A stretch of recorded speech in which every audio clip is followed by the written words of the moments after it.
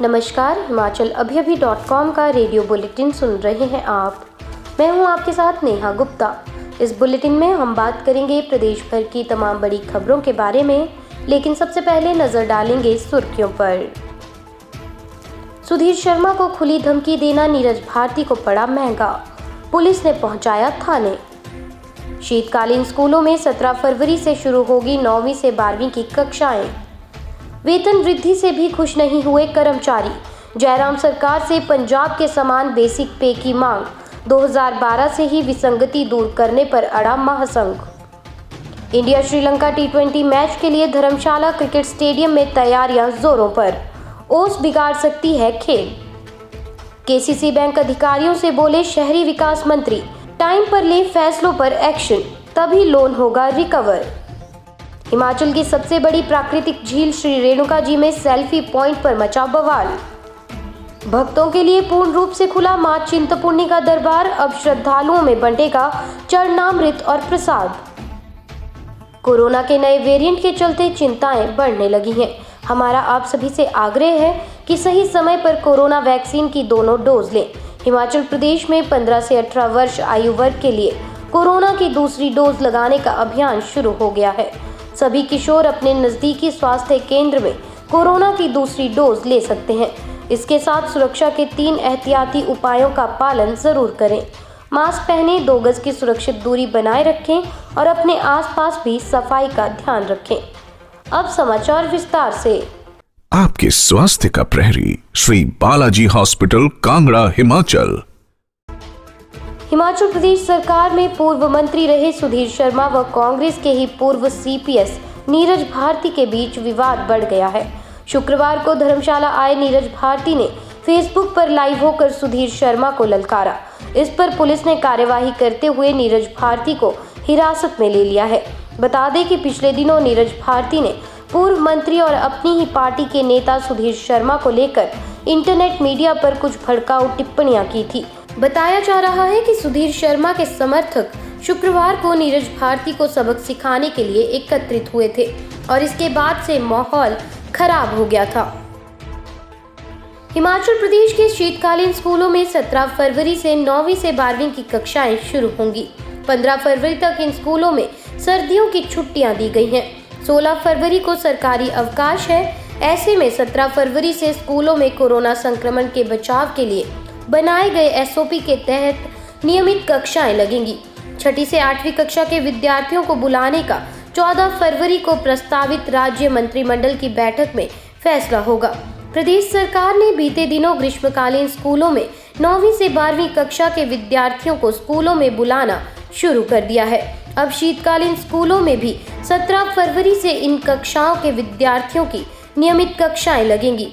उधर 1ली से 8वीं कक्षा तक के विद्यार्थियों को स्कूलों में बुलाने या ऑनलाइन ही पढ़ाई जारी रखने को लेकर 14 फरवरी को होने वाली कैबिनेट बैठक में फैसला होगा।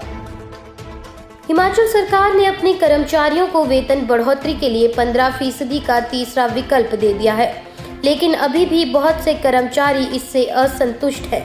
इधर हिमाचल प्रदेश अराजपत्रित कर्मचारी महासंघ के प्रदेशाध्यक्ष अश्विनी ठाकुर ने शुक्रवार को प्रेस वार्ता करके तीसरा विकल्प देने के लिए CM जयराम ठाकुर और वित्त विभाग के अधिकारियों का आभार जताया है। प्रदेश में वेतन विसंगतियों का शुरू से ही विरोध कर रहे संयुक्त कर्मचारी महासंघ के प्रदेशाध्यक्ष वीरेंद्र चौहान ने बताया कि 15% वेतन बढ़ोतरी के ऑप्शन में 5,910 पे बैंड वाले कर्मचारियों को ही 2 से 3,000 का लाभ हो रहा है। अंतर्राष्ट्रीय क्रिकेट स्टेडियम धर्मशाला एक बार फिर से चौके और छक्कों की बरसात करने के लिए तैयार हो रहा है। भारत श्रीलंका के बीच 26 और 27 फरवरी को खेले जाने वाले T20 मैचों को लेकर HPCA ने तैयारियां शुरू कर दी हैं। ग्राउंड तैयार करने के लिए बहुत कम समय बचा है। इसी के चलते HPCA ने नागपुर से खाद मंगवाई है। 20 फरवरी तक ग्राउंड को मैच के लिए तैयार कर दिया जाएगा। घास को गर्माहट के लिए केमिकल व ऑर्गेनिक फर्टिलाइजर का इस्तेमाल किया जा रहा है। हालांकि पूर्व में हिमाचल में निर्मित वर्मी कंपोस्ट और नीम खली का भी इस्तेमाल वहां किया जाता था। HPCA के chief pitch curator Sunil Chauhan ने बताया कि स्टेडियम में 9 पिच हैं, जिनमें से सेंटर की 2 पिच को अंतर्राष्ट्रीय मैच के लिए तैयार किया जाता है, उसी तरह इस मर्तबा भी पिच तैयार की जाएंगी। शेष समाचार ब्रेक के बाद। आपके स्वास्थ्य का प्रहरी Shri Balaji hospital Kangra Himachal. Loan recover करने के लिए फैसलों को समय पर लागू करें और जो सुझाव दिए हैं उनकी प्रोसीडिंग बनाकर सरकार को भेजें। ये निर्देश शहरी विकास मंत्री सुरेश भारद्वाज ने शुक्रवार को केसीसी बैंक अधिकारियों से आयोजित बैठक में दिए। बैठक के बाद उन्होंने कहा कि बैंक के 100 वर्ष पूरे हो गए हैं। वर्ष 2014 के बाद से एनपीए की समस्या पेश आना शुरू हुई है। ऐसे लोगों को लोनिंग हुई जिनसे रिकवरी नहीं हो पा रही है। कई प्रोजेक्ट्स ऐसे थे जो सर्वाइवल नहीं थे या शुरू ही नहीं हो पाए। इस बैठक में रजिस्ट्रार कोऑपरेटिव सोसाइटी भी मौजूद रहे। शहरी विकास मंत्री ने कहा कि अधिकारियों से फीडबैक ली गई है जिससे कि सिस्टम को प्रभावी बनाने का काम किया जा सके।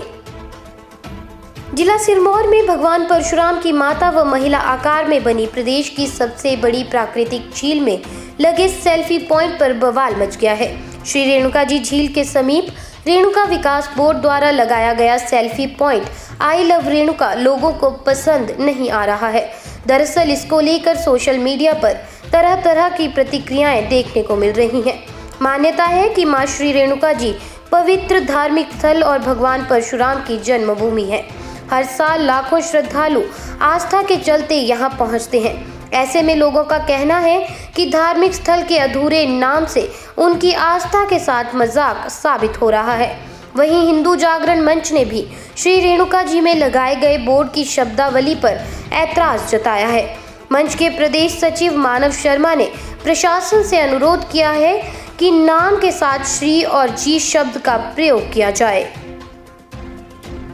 विश्वविख्यात शक्तिपीठ माता चिंतपूर्णी का दरबार शुक्रवार को श्रद्धालुओं के लिए पूर्ण रूप से खोल दिया गया है। इससे पहले कोरोना के चलते 17 मार्च 2020 को मंदिर के कपाट श्रद्धालुओं के लिए पहली बार बंद कर दिए गए थे। तब से लेकर अभी तक मंदिर में कई प्रतिबंध लागू थे, जिसके चलते मंदिर में अभी तक बैरिकेडिंग की हुई थी, जिस कारण श्रद्धालुओं को मंदिर में बैठने व पूरे प्रांगण में जाने की अनुमति नहीं थी। वहीं शुक्रवार को मंदिर परिसर से पूरी तरह से बैरिकेडिंग हटा दी गई है। अब श्रद्धालु मंदिर के पूरे प्रांगण में जा सकते हैं। शुक्रवार को जहां मंदिर के प्रांगण में बैरिकेडिंग हटा दी गई, तो वहीं श्रद्धालुओं के लिए मंदिर में बने प्रसाद काउंटर को भी खोल दिया गया है, जहां से अब श्रद्धालु माता का प्रसाद ग्रहण कर सकेंगे। रेडियो बुलेटिन में आज के लिए बस इतना ही। फिर मुलाकात होगी। नमस्कार।